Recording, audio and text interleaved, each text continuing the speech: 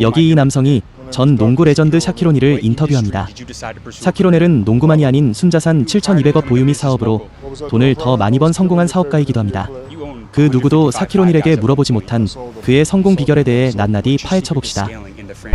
Who am I here with today? My name is Dr. 샤킬오닐. And for those that don't know, what industry did you decide to pursue a career in? A lot of them. DJing, law enforcement, and food and beverages. Yeah? Pizza. And what were you doing prior to becoming a business mogul? What was I doing prior? I was killing your favorite NBA player. Let me ask you this. You became one of the greatest athletes of all time. Not just basketball players, one of the greatest athletes of all time. What was the biggest driving factor of success for you throughout your career? I was a thief. Let me explain. If you see somebody that's doing better than you, and you would like to aspire to be them, steal what they're doing. So for me, I stole Michael Jordan. I stole Magic Johnson. I stole Kareem Abdul-Jabbar. I stole Muhammad Ali. And I put it inside my brain, and I created me, 샤킬오닐. And you generated and made hundreds of millions of dollars throughout your career. There's a stat Sports Illustrated just did that 1 in 3 NFL players go broke within 3 to 5 years. What's the best way to preserve that kind of wealth when you're making a lot of money? You get a lot of money dumped on you. It's easy to make a lot of money. It's hard to keep a lot of money. How have you been able to preserve hundreds of millions of dollars of that money that you made throughout your career? I think for those who are not financially literate, learn this word, annuity.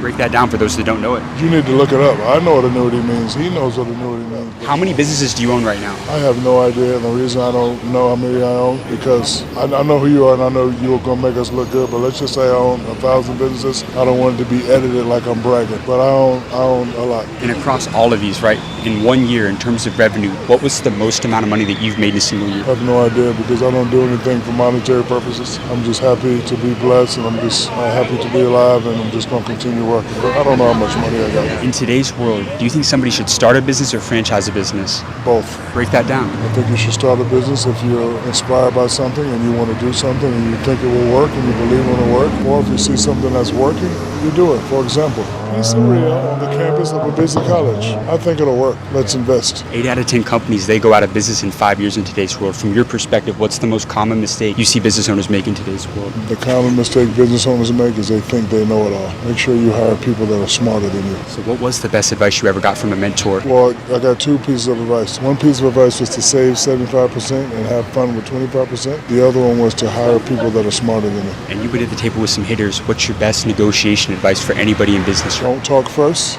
and start high. Oh, I'll start off at 200 million. And they'll be like, no, 110. What about 140? What about 125? Deal. If you start at 50 and their budget is 200, you just lost 150 million. And let me ask you this. You own 155 Five Guys at one point. I sold them.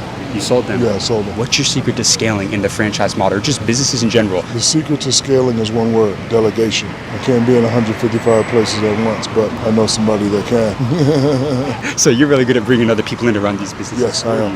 And so I actually learned that by winning championships. I know that having great teammates is very important to help you win championships. Yeah. And did you come from a lot of money? No, never. So what was the turning point to financial freedom for you? Like, how did you know? I saw horror stories about how 5 years after professional athletes start playing, they have nothing. I didn't want to be part of the horror story, so I had to teach myself. I made a very big mistake. The first time I got $1 million, I spent it in about 30 minutes. Bought 3 cars, I bought 3 jewelries, and I bought some suits because I didn't even know what FICO was. And how long were you in the NBA for? 19 years. 19 years. What was the secret to that longevity? It's one thing to make it to the league. 99% of players that make it, they weed out within 2 to 3 years. How did you have 19 years of longevity at the height of your game? The secret was just having special motivation. My motivation was always being able to get my mother what she wants. I did that for as long as I could, and of course she has what she wants, but after 19 years, when you can't do the things that the young people do anymore, you have to do something else. Do you believe in God? Of course. How important has faith been for you throughout your career? Very important. None of this is possible without God. What was the biggest risk you ever took in business? Not pulling the trigger when I had the opportunity to. Howard Schultz wanted to open Starbucks in the hood, so when he used the term the hood, I was thinking the hood, but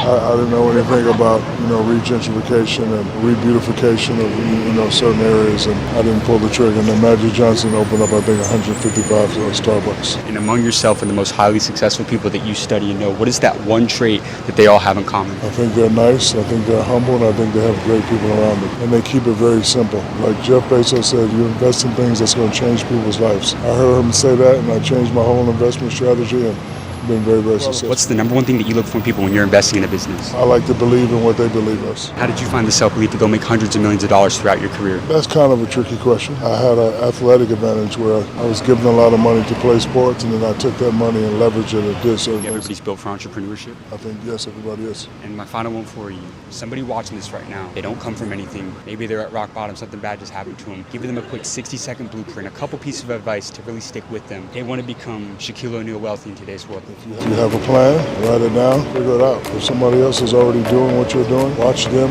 steal what they're doing, add your razzmatazz to it, and you should be fine. But always believe. There will be ups and downs in this business. The longer you believe, the quicker you'll make it to the top. You got amazing advice, my friend. I really appreciate you giving these a lot. Thank you. Appreciate you.